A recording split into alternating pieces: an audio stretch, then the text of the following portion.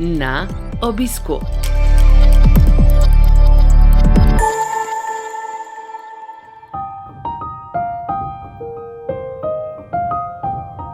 Dobrodošli v novi epizodi serije podkastov Na obisku, ki nastaja v produkciji Slovenskega združenja bolnikov z limfomom in levkemijo.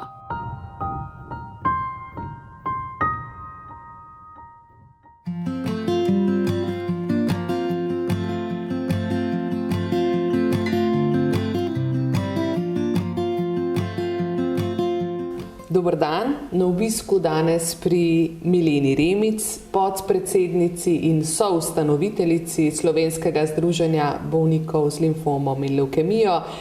Torej pri Mileni Remic, ki je vseskozi sooblikovala to združenje, ki povezuje več kot 600 članov, podpornikov, svojcev in pravzaprav tudi tako srce našega združenja. Milena Remic, živjo. Zdravo. Dobar dan. Milena, rekli sva od samega začetka pri združenju, če zavrtiva čas, koliko 14, skoraj da 15 let nazaj, povej nam, kako se vse skupaj začelo. Ja, vse skupaj se je začelo leta 2006 mogoče že. To 15 že teče. Ja, tako je, ja. Začelo se je po mojem zdravljenju. Imela sem veliko željo, da bi nekako vse tele stvari, ki so se mi zgodile med zdravljenjem, delila z ljudmi, ki na to pot šele stopajo in potrebujejo pomoč, oziroma bi jim kakšna bodrilna beseda pomagala, pa tudi kakšna informacija. Tako da smo ustanovili skupaj najprej forum za pomoč in pogovor med bolniki po presaditvi krvotornih matičnih celic. V zvezi s temi forumi sem potem spoznala kolegico Kristino, ki je vodila pa tudi forum, in nekako tako smo prišli skupaj in potem smo se zbrali še z nekaterimi drugimi bolniki in bivšimi bolniki, ki so poznali razmere na starem hematološkem oddelku, ki so bile nevzdržne, kjer so bili bolniki pravzaprav v veliki nevarnosti zaradi okužb, v življenjski nevarnosti, zato ker so bili prostori dotrajani. In tako se nas je nekaj zbralo in ugotovili smo, da nekaj bi lahko naredili, in zato smo ustanovili Slovensko združenje bolnikov z limfomom in levkemijo. Spomnim se naše prve tiskovne konference.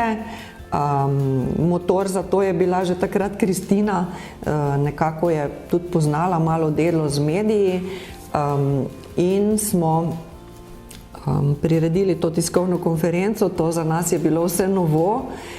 Pridružil se nam je tudi primarij dr. Jože Pretnar, ki je takrat skrbel za presaditve na kliničnem oddelku za hematologijo UKC Ljubljana, in katerega pacientka sem bila tudi sama, in smo potem z združenimi močmi začeli prepričevati in javnost in odločevalce, da je potrebno prenoviti oddelek oziroma zgraditi prostore, kjer bodo pacienti varni, po vzoru iz tujine, kjer so prostori, bom rekla, hermetično zaprti in zrak prečiščen.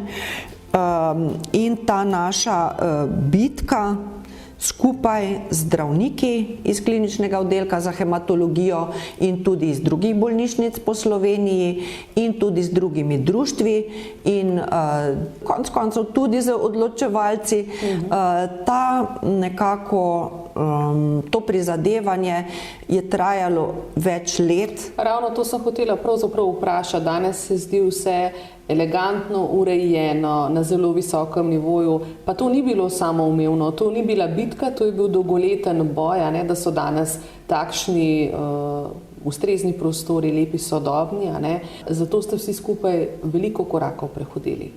Seveda, bilo je ogromno dogovarjanja, tudi medsebojnega informiranja, ozaveščanja, tako tudi z ministrstvom kot s kliničnim centrom.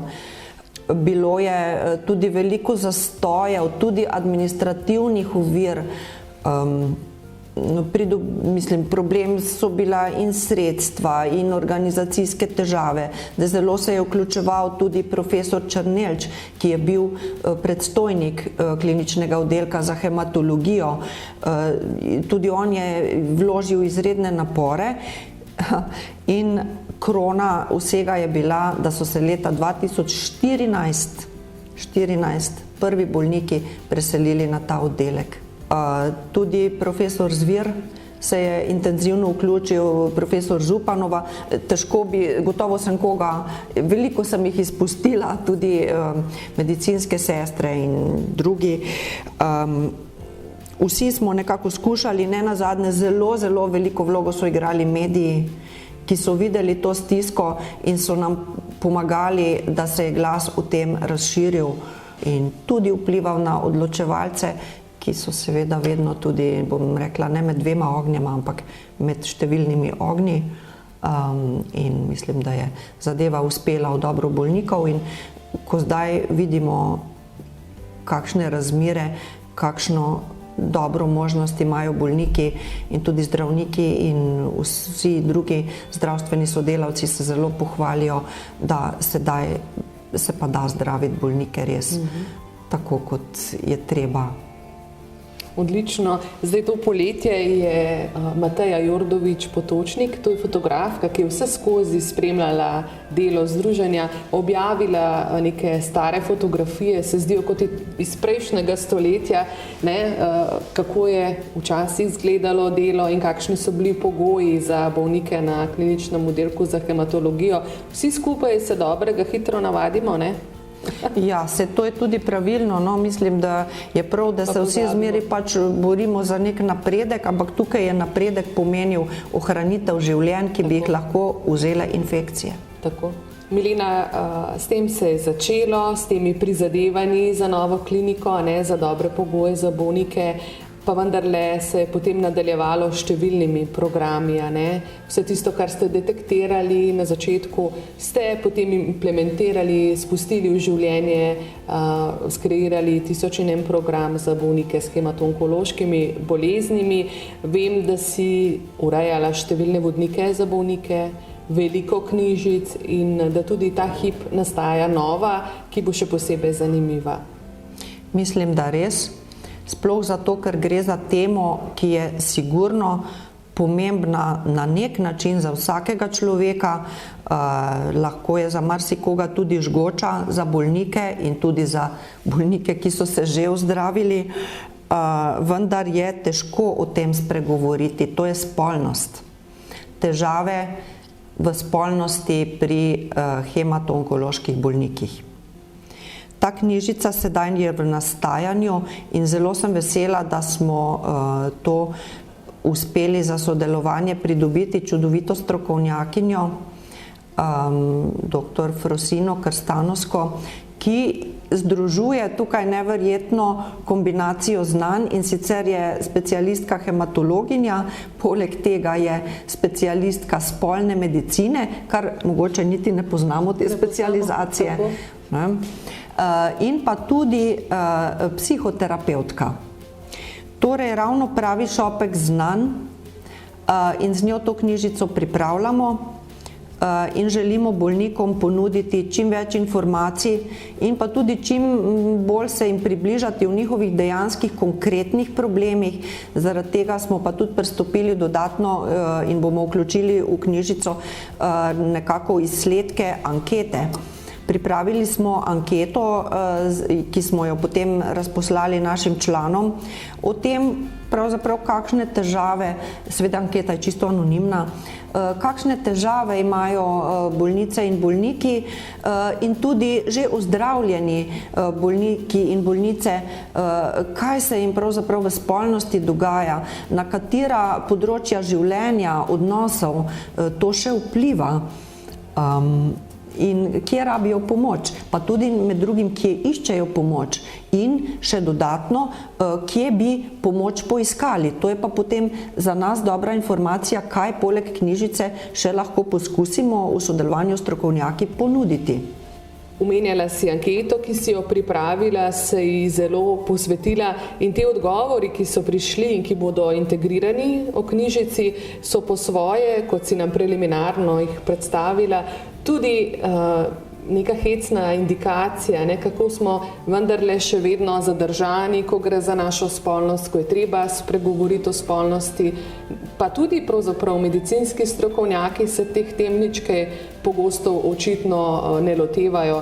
Tako izhaja iz tvoje analize.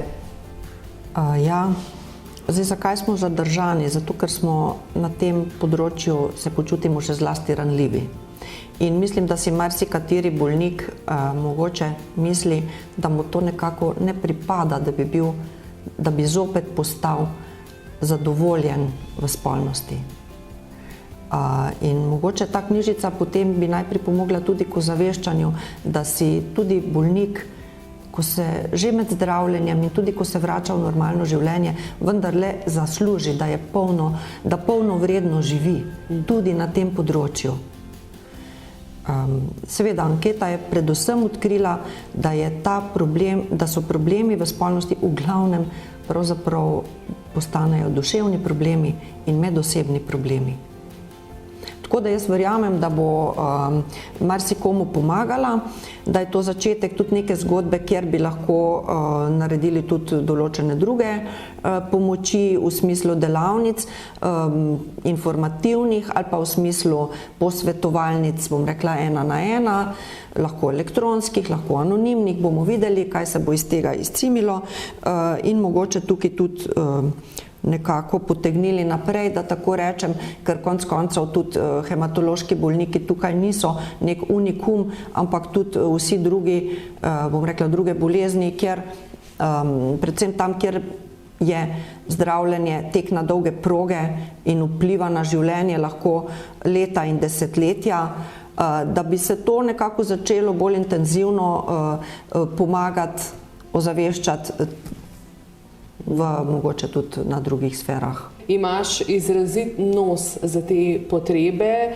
ljudi, bolnikov, članov v združenju in nekako omenjala si, da ima človek tudi po bolezni seveda pravico do polnega življenja, do dobre kakovosti in ta tvoj občutek za ljudi se je lepo pokazal tudi pri teh odgovorih iz analize, ker so se ljudje vendarle odprli in tudi zapisali, nismo mogli o teh rečeh govoriti, recimo tudi strokovnjaki, kaj šele recimo v svojih zasebnih okoljih in praviš, naredili bomo podporne programe, tudi v tej smeri, če bo mogoče, ker gre za pomembno reč, ki dopolnjuje ali pa oslabi potem odnose. In tukaj si ti zelo tudi dejavna, ker vodiš tudi že leta podporne programe za bolnike oziroma za skupine bolnikov, ki se imenujejo ukrepčilnice. Ja, ukrepčilnica je nekako naziv za srečanja bolnikov, ki so namenjena medsebojni podpori. To pravzaprav je bolj nov program. Prej so bile te podpore nekako manj, mogoče niso bile združene v neki en program. Tukaj se udeležujejo tudi strokovnjaki, vendar je poudarek vendarle na tej medsebojni pomoči med bolniki in tudi bivšimi bolniki. Program smo štartali v Celju par let nazaj. Tukaj nam je pomagala ekipa dr. Gratove, hematologinje iz celjskega oddelka za hematologijo in onkologijo in tudi njeni drugi zdravniki in medicinsko osebje iz tega oddelka. To je trajalo 1 leto. Potem smo rekli, da bi zadevo poskusili v Ljubljani, da se malo krajevno, bom rekla, počasi širimo oziroma ne širimo, ampak da se premikamo. Tako da potem smo začeli v Ljubljani s podobnimi srečanji, potem je prišla pa korona, potem smo skušali zadevo prestaviti na Zoom, vendar v lanskem letu smo videli, da na Zoomu ni isto, bomo pa to letos, ko so se ljudje že bolj navadili teh elektronskih možnosti nadaljevali. No, vmes, ko je bila pa korona vendarle nekoliko potihnila čez poletje, smo pa vendarle speljali tudi par srečanj v živo. Kaj počnemo na teh srečanjih? Na teh srečanjih mogoče uvodoma pripravim malo teorije na neko temo. Zadnja tema, ki smo jo obravnavali, je bila smeh.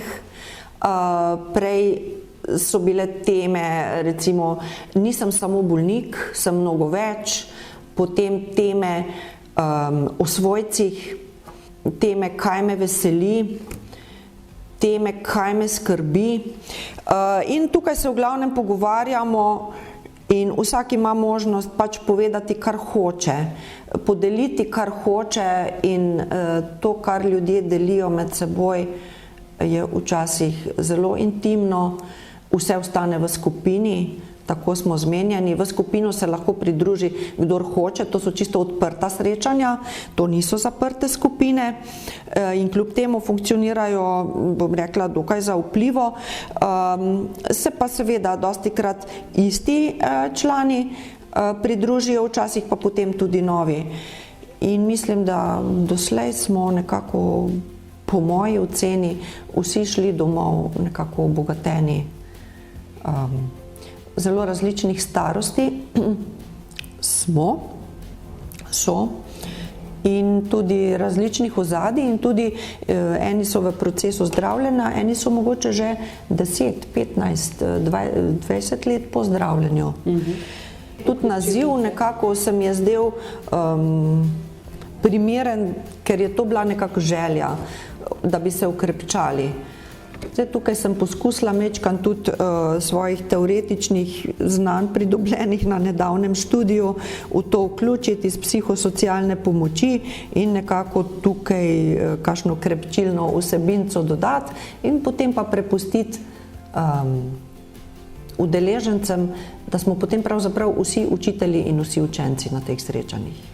Tisto, kar se mi zdi pri tebi še posebej dragoceno, je, da toliko stvari združuješ, toliko različnih znanj, zelo različnih področji. Omenila si študij psihosocialnega svetovanja oziroma psihosocialne pomoči, pa na drugi strani te podporne skupine Okrepčilnica, ampak kolikor vem, to še zdaleč ni tvoje edino izobraževanje, si ena bolj vedoželjnih ženskih poznam. Vse življenje se učiš. Ja, vse to je vedno bolj realnost. Včasih smo to počeli iz lastnega veselja, zdaj pa to mladina že skoraj mora. Vse življenjsko učenje ni neka fraza, ampak je realnost v današnjem svetu. Jaz osebno pa rečem, resnično je izobraževanje eden od mojih hobijev tudi. Jaz se zelo rada izobražujem in poleg osnovne izobrazbe sem informatik. Sem se že tekom dokaj, bom rekla, intenzivne službene kariere sem se začela izobraževati tudi iz drugih področji, na katera me je vleklo. Dobro, vse življenje se nekako jezikovno izobražujem, to je taka spremljajoča ljubezen moja. 25 let nazaj sem se tudi vključila v program na Filozofski fakulteti pedagoško-andragoškega izobraževanja, ker sem si že nekako želela delati v kakšnih skupinah, kjer bi kakšna nova znanja lahko tudi pomagala deliti, usmerjati. Tako da sem pač zaključila ta enoletni program na Filozofski fakulteti. Potem nadaljne sem se izobraževala tudi iz vodenja študijskih krožkov na Andragoškem inštitutu v Ljubljani, potem sem pri inštitutu Antona Trstenjaka naredila program vodenja literarnih krožkov, ker literatura je tudi moja ljubezen, izjemno rada berem leposlovje, tudi malo pišem, kakšne kratke zgodbe, tako da sem tudi tečaje kreativnega pisanja se tudi vključila, mi je tudi to v zabavo in veselje. Po bolezni sem se pa lotila že kar kmalu izobraževanja iz najprej splošne in potem družinske mediacije in sem potem tudi honorarno nekaj malega delala mediaciji pri Pravno-informacijskem centru nevladnih organizacij. To je bila za mene zelo zanimiva izkušnja, ker sem se kar nekaj naučila. Včasih me je situacija kar malo sezula, to so zelo težke situacije. Družinska mediacija je zelo težka, so zelo težke stvari, na katere včasih tudi nisem bila pripravljena mogoče čisto dobro in sem mogoče zaradi tega še čutim pa veliko afiniteto do tega in sem mogoče tudi zaradi teh izkušenj in pa potem izkušenj z bolniki, s težkimi zgodbami, ki pa vendar se jih da nekako, da se nudi človeku pomoč na tak način, da jo lahko sprejme, ni pa to čisto enostavno. No in zaradi tega sem se pa vključila pa še na študij psihosocialne pomoči na Fakulteti za uporabne družbene študije. Sem naredila ta enoletni program psihosocialne propedevtike. To je bilo pa 2 leti nazaj in kljub temu, da nisem več rasno mlada, nisem bila najstarejša študentka. Povej, Milena, vse življenjsko učenje si omenjala. Zakaj je pravzaprav pomembno, da vse življenje smo odprti za nova znanja, za izkušnje, tako moramo biti, se jih življenje samo po sebi nosi? Zakaj meniš, da je to tako zelo pomembno? Pa ne samo za zelo mlade ljudi, ampak tudi v srednjih in zrelih letih. Ja, če se želimo razvijati, če nam to pomeni neko dodatno kvaliteto življenja, tako našega, vsekakor tudi našega, kot tudi tistih, ki jim poskušamo na ta način pomagati ali pa z njimi sodelovati, ker konec koncev vsako učenje ima verjetno vendarle neko uporabno vrednost, pa naj si je takšno ali drugačno, s tem na nek način tudi lahko obogatimo skupnost, nekaj doprinesemo, karkoli počnemo, karkoli znamo, nekaj doprinesemo. In mislim, da je tudi povezava različnih področji nekaj, kar je zelo pomembno. Specializacija, bom rekla, v eno področje je vsekakor zelo pomembna stvar, da imamo tudi specialiste, ki ogromno vedo o nekem področju, več kot drugi in lahko na ta način zelo veliko naredijo. Jaz osebno pa mogoče bolj stavim na širino ali pa me mogoče tudi to zanima. Zelo me zanima povezovanje področji. Taka sinteza različnih področij. Ja. In tega sem se nekako lotila pa še na enem področju, namreč jaz zelo rada imam kužke, zdaj imam že 5. kužko v svojem življenju. To je moja izjemno ljubezniva, mirna in prijazna zlata prinašalka Kia, s katero sva se vključili v društvo za pomoč s pomočjo živali, tačke pomagačke in sva sedaj pripravnici. Se pravi, zopet sem učenka, sem pripravnica. Obe sta učenki. Obe sva učenki, ja, naredili sva že nekaj sprejemni izpit, pa tudi nekaj drugih izobraževanj in tudi izpit.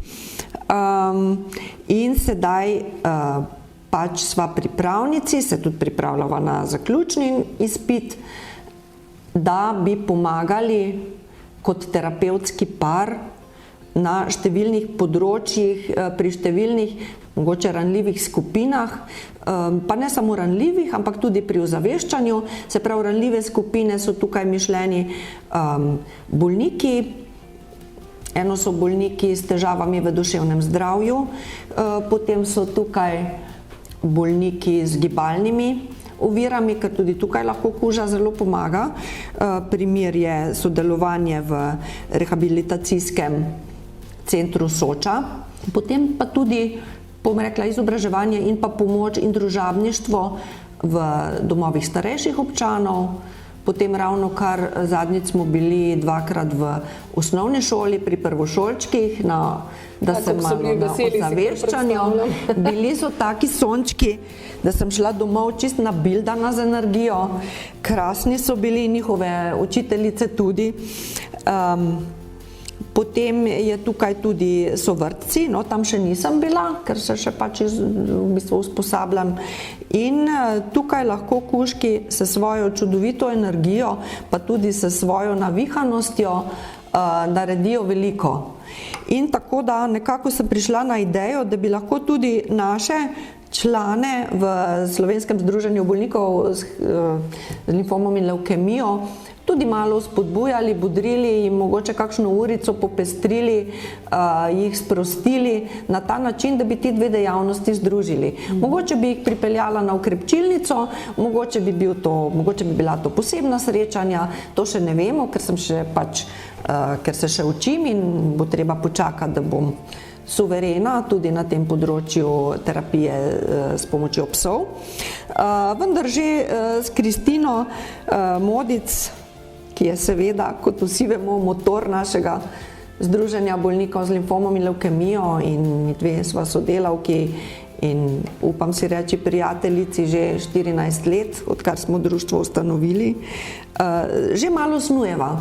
Tako, preliminarno, kaj bi lahko na tem področju storili. Tako da tudi tukaj bodo mogoče dejavnosti prišle skupaj in bomo poskusili tudi tukaj nekako združiti moči, združiti znanja.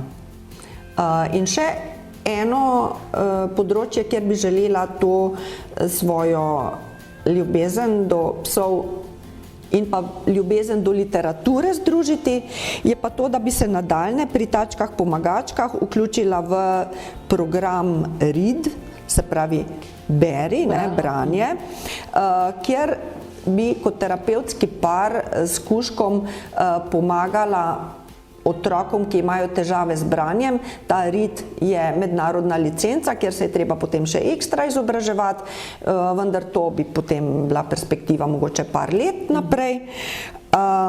In da bi združila tudi te dve področji, se pravi kužka in pa literaturo. Odlično. Tako da pač načrtov je veliko, kaj se bo pa dalo uresničiti. Bomo pa videli, ampak itak.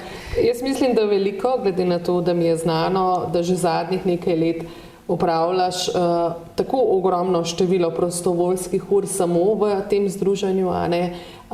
Gre za prostovoljno delo, za prostovoljne dejavnosti, za ure in dneve, ki jih posvečaš programom združenja, tako da ne dvomim, da vse, česar se boš polotila, boš lepo odkljukala načrtovane cilje. Nekaj zelo osebnega bi še želela vprašati. Nekje vmes si omenila svojo hematološko bolezen, ki bolj ali manj ostaja en del tvoje zgodovine. Vem pa, da je en gospod, ki živi nekje na svetu, ime mu je Tomas, ki ima čisto posebno mesto v tvojem življenju. Seveda. Pri moji bolezni se je ta zgodba moje povezave s Tomasom, z mojim dragim prijateljem Tomasom začela pred 15 leti, pred 16 že sedaj, čas izjemno beži, ko sem potrebovala darovalca krvotvornih matičnih celic in takrat sem izvedela od svojega zdravnika, to je bil takrat docent dr. Uroš Mlakar na hematološkem oddelku v Ljubljani, da se je darovalec zame v svetovnem registru našel in da mi bo pomagal, bom rekla, k novemu začetku z novimi celicami. In to je bilo za mene in za mojo družino, ki je skupaj z mano upala, da se bo ta način zdravljenja zame vendarle lahko odvil, ker s tem sem dobila upanje popolne ozdravitve za mojo bolezen. In to se je tudi zgodilo. In takrat nisem vedela, ne kdo je to, ne kje na svetu je. In ko sem prejela to terapijo s pomočjo darovalca. Tudi nisem tega vedela, sem pa izvedela na Centru za transfuzijsko medicino, kjer so seveda pripravili vse potrebno, izredno skrbni strokovnjaki so tam, sodelovali so s hematološkim oddelkom, tako kot to vedno počnejo pri vsakem bolniku, ki potrebuje krvotvorne matične celice. In izvedela sem od njih, da je možno, da bi vzpostavila za začetek anonimen stik s tem mojim darovalcem, da mu lahko napišem pismo, da se mu lahko zahvalim in potem bomo videli. Potem bodo oni preposlali pismo njemu, kjerkoli na svetu že je, tega mi niso povedali, niti ali je gospod ali je gospa, nič nisem izvedela, in da v angleščini naj napišem pismo, ki ga je potem Zavod za transfuzijsko medicino, gospa Cvetka je bila to, ki je res srcem za to skrbela, je potem preposlala nekam na svetu nekemu darovalcu pismo. Kaj je sledilo? Kaj je sledilo, je bilo pa zelo ganljivo. Sledilo je pismo in v tistem pismu je bilo izraženo veselje nekega gospoda, da mi je lahko pomagal, in priložena je bila slika. Z možem, ki mi je pri bolezni veliko pomagal, in takrat potem 9-letno hčerko smo sedli za mizo, gledali v tisto sliko in jokali. Iz slike je zrl gospod dobrih 50 let, prijazno, vedro in čvrsto nam je deloval, in smo rekli, no, ta gospod mi je omogočil novo zgodbo, nov začetek. In potem je steklo najino dopisovanje in od takrat naprej smo družinski prijatelji. On me kliče krvna sestra in jaz njega kličem krvni brat. Zelo, zelo lepo. Ampak krvna sestra je še ena, prav zares, tvoja sestra, s katero sta zelo povezani tudi. Ja. Moja sestra je, lahko rečem, že vse življenje moja najboljša prijateljica. To je moja velika sestra, starejša je 6 let, čeprav sem včasih namrgodena, ko kdo vpraša, katera je pa starejša. In tudi mogoče tole mojo ljubezen do psihosocialne pomoči, do konec koncev vsega, kar se tiče tudi naših psiholoških delov, našega organizma, naših osebnosti, mi je mogoče ona malo je bila vplivna zato, ker je psihologinja.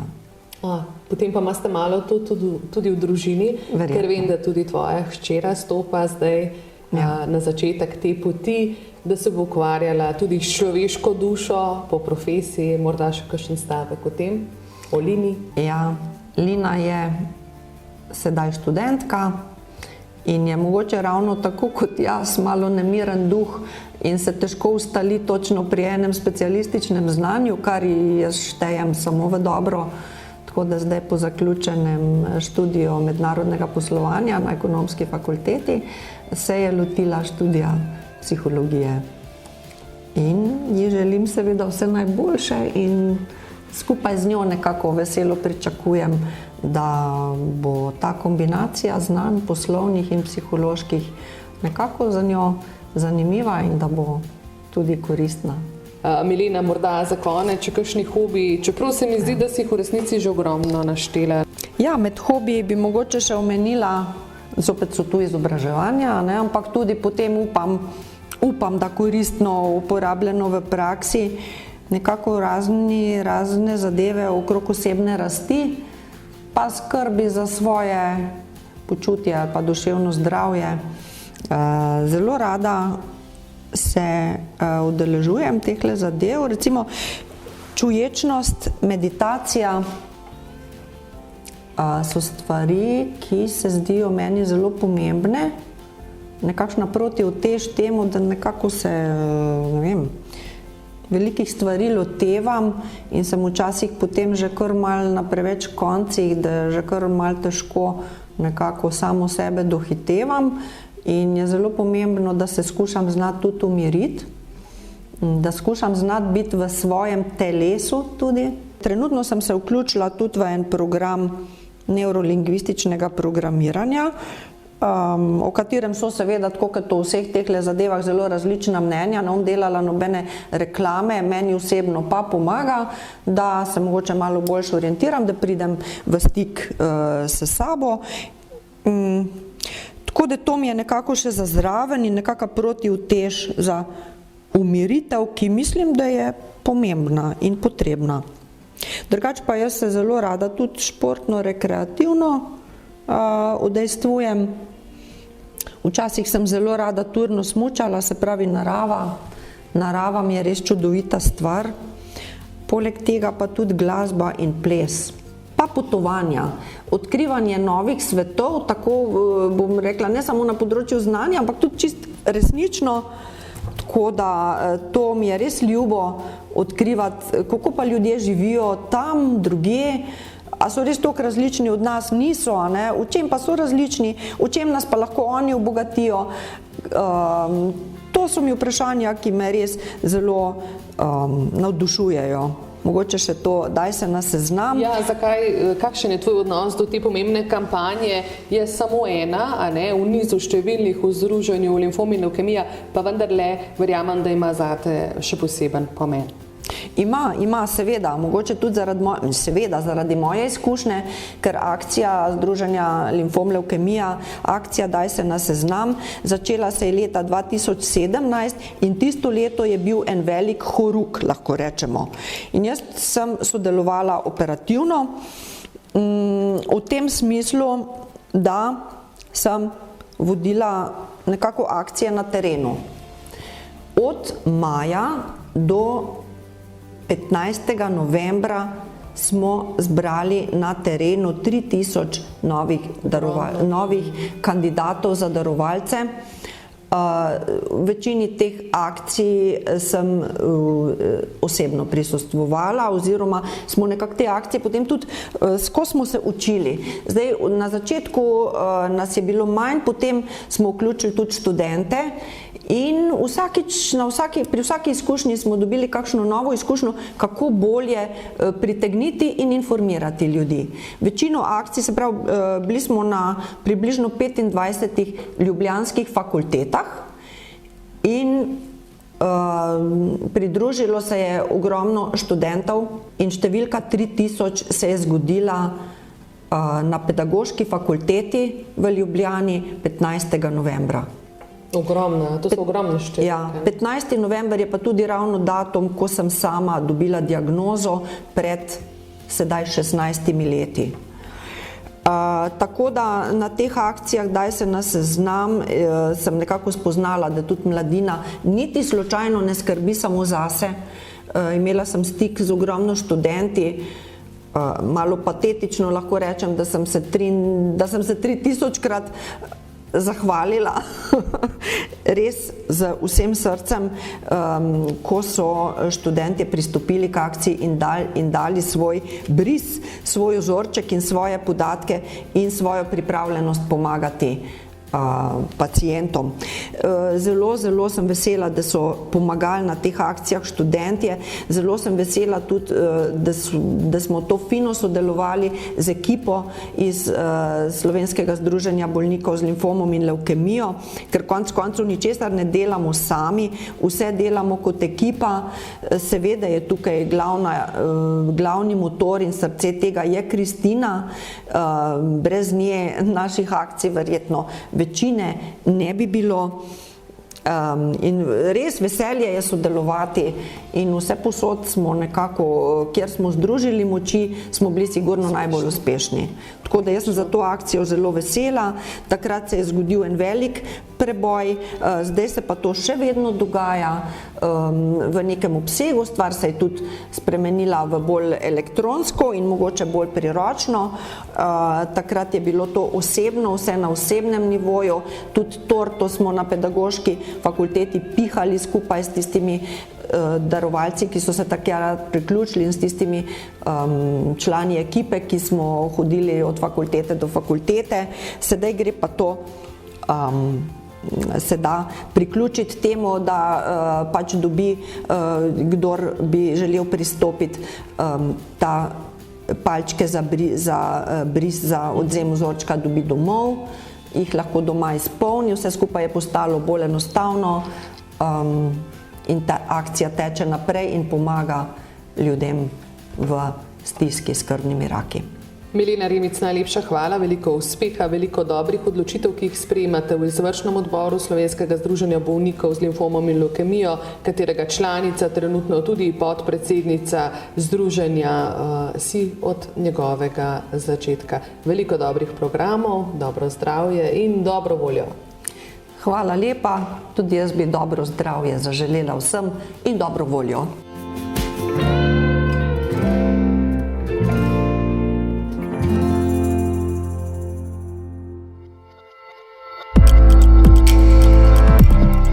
V našo družbo vabljeni spet čez 14 dni. Na slišanje!